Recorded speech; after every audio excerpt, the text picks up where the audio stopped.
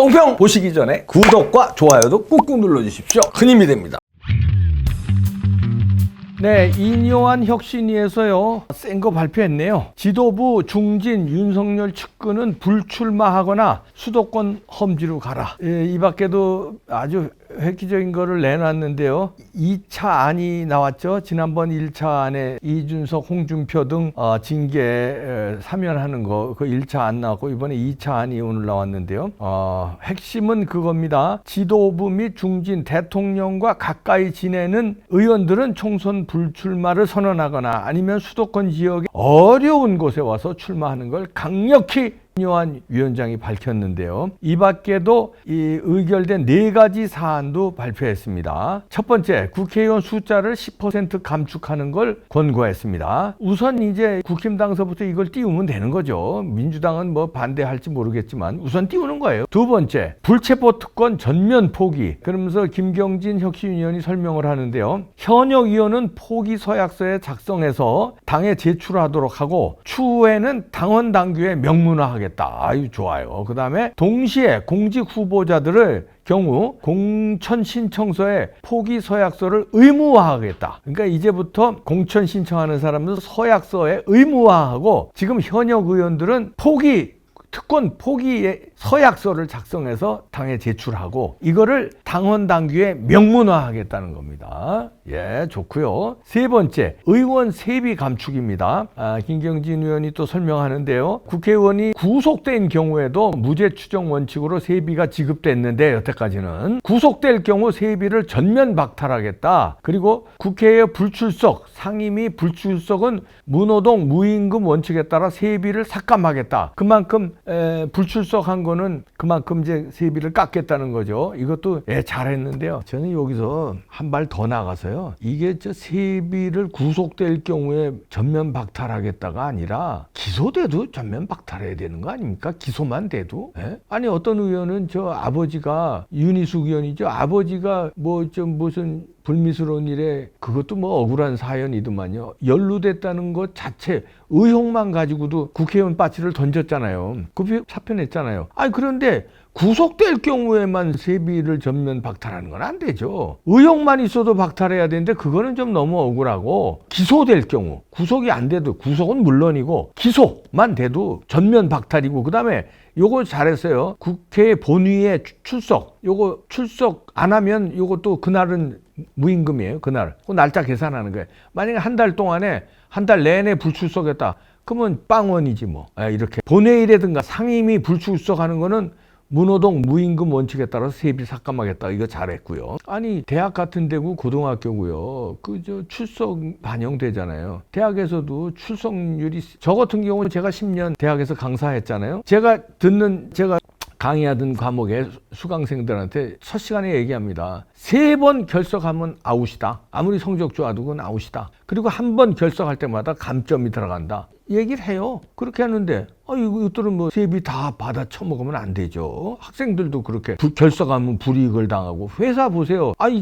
불출석하고 회사 안 나가봐요. 잘리지. 이거 아주 잘했습니다. 네 번째, 현역 의원 등 선출직에 대해 적정평가 하위 20대에 대해서는 공천을 원천 배제하도록 한다. 이제 적정평가를 한다는 건데 이것도 적정평가의 디테일한 리스트를 이제 안을 작성하겠죠. 예를 들어서 전과가 있는 거는 몇 점. 전과 있으면 하야죠. 뭡니까? 공천 주면 안 되지. 근데 억울한 전과도 있으니까 하여튼 전과는 몇 점. 그 다음에 예를 들어서 현역위원의 경우 현역위원의 의정 그 점수 있잖아요. 의정 보고한 그 점수. 이거에 따라 적정 이 평가 매기고 그 다음에 해당 행위 했느냐 안 했느냐. 해당 행위의 발언이 라디오라든가 TV라든가 페이스북 같은 데서 한 게 있고 논란이 된 게 있으면 그것도 감점. 이런 게 다 디테일하게 들어가야 됩니다. 앞으로 디테일한 거 하겠죠. 그렇게 하고 당의 중요한 때 예를 들어서 대통령 선거에 협조했느냐 협조 안 했느냐. 협조 안 한 사람들 이거 리스트에서 협조 안 한 거 나오잖아요. 예를 들어서 이준석 같은 경우 2번이나 가출하고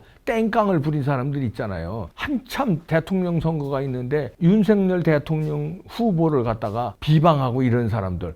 이런 건 적정평가에서 하위 20%에서 이건 공천 완전 배제해야죠. 이런 게 이제 디테일하게 들어갈 겁니다. 하여튼 이렇게 이제 발표를 했는데요. 그러니까 김기현 대표가 혁신위에서 여러 가지 논의를 한 결과를 이제 최고위에 공식 제안하니까 그렇게 된다면 정식적인 논의기구와 절차를 통해서 종합적으로 검토하겠다 이렇게 답을 했네요. 뭘 종합적으로 검토해요? 이거 받아들여야지. 이거 안 받아들이지면 큰일이지. 여기서 핵심은요 이겁니다. 다 좋은데 약간의 우리가 100점 만점 어디 있습니까? 97, 8점 되는데 그 3점 빠진 거는 지금 제가 말씀드린 대로 그런 거 조금 더 보충하고, 그다음에 이거의 핵심은 이겁니다. 지도부, 중진, 윤 측근 불출마나 수도권 험지로 가야 됩니다. 근데 이제 험지라는 거를 자기는 험지로 생각하는데 국민들이나 당원들이나는 험지로 생각 안 하는 거, 이게 논란이 있을 수 있으니까 험지를 이것도 명문화해야 돼요. 그것도 데이터가 있잖아요. 그동안에 역대 선거에서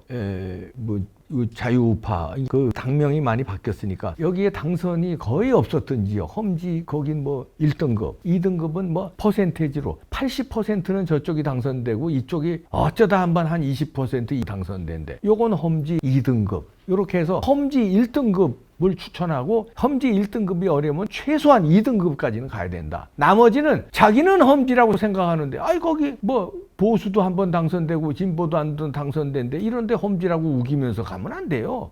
왔다 갔다 한 데 있잖아요. 예를 들어서 종로. 거기 험지 아닙니다. 거기 보수도 많이 당선되는데 그걸 험지라고 우기고 종로 나가겠다. 이렇게 하면 안 돼요. 그리고 왔다 갔다 한 데 많잖아요. 그런 데는 험지가 아닙니다. 노원병, 준석이가 얘기하는데 거기 험지 아니에요. 거기 안철수도 당선됐고 홍정욱도 당선된 데인데 거기가 무슨 험지야. 퍼센테이지로 좌파가 많이 조금 당선됐어도 거기는 험지라고, 그건 험지 한 3등급 정도 되는 건데 그거 가지고 지도부는 거기 나가면 안 되지.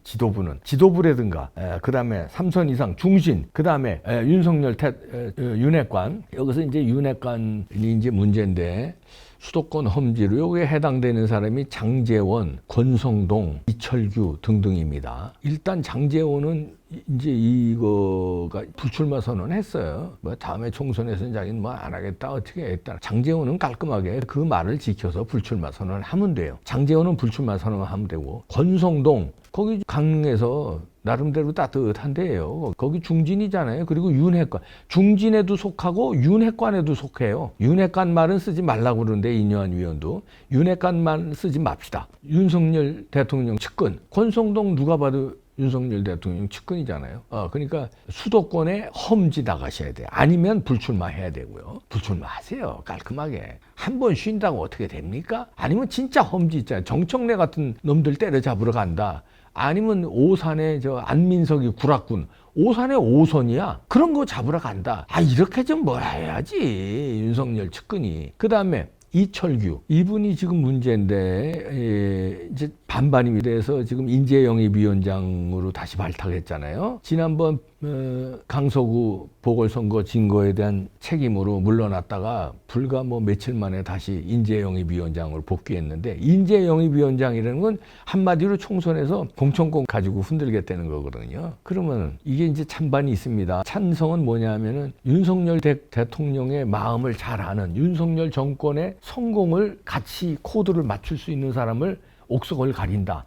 이런 면에서는 책임 정치, 이런 면에서는 이철규 인재영입위원장이 괜찮은 거예요, 카드. 그런데 아까 그런 문제, 선거 참패에 책임진다며 금방 들어와, 이런 논란에, 그 다음에 그 윤석열 측근이 너무 공천 흔드는 거 아니야? 이런 논란도 조금 있으니까. 그러나 저는 윤석열 측근이 공천을 쥐고 가야 된다고 봅니다, 저는. 왜냐면 그래야 윤석열 정부하고 코드가 맞춰서 윤석열 정부 성공을 가는 거 아닙니까? 그 점에는 저는 그렇게 반대가 없는데, 문제는 그렇다면 이철규 인재영입위원장이 자기가 불출마 선언을 해야 돼. 그러면 명분이 딱 서요. 그러면 그다음 무게감이 딱 실려. 자신감이 딱 실려. 근데 자기도 거기 어디 이제 이렇게 공천에 끼워 넣으면서 내가 인재 영입을 해서 여기저기 공천을 주무르겠다? 이렇게 하면 힘빨이 떠져요. 그러니까 장제원은 불출마 자기가 입으로 얘기한 적이 있으니까 불출마 선언하고, 그 다음에 권성동은 험지 정청래라든가 안민석 잡으러 가고, 그 다음에 이철규는 불출마 선언하세요. 그리고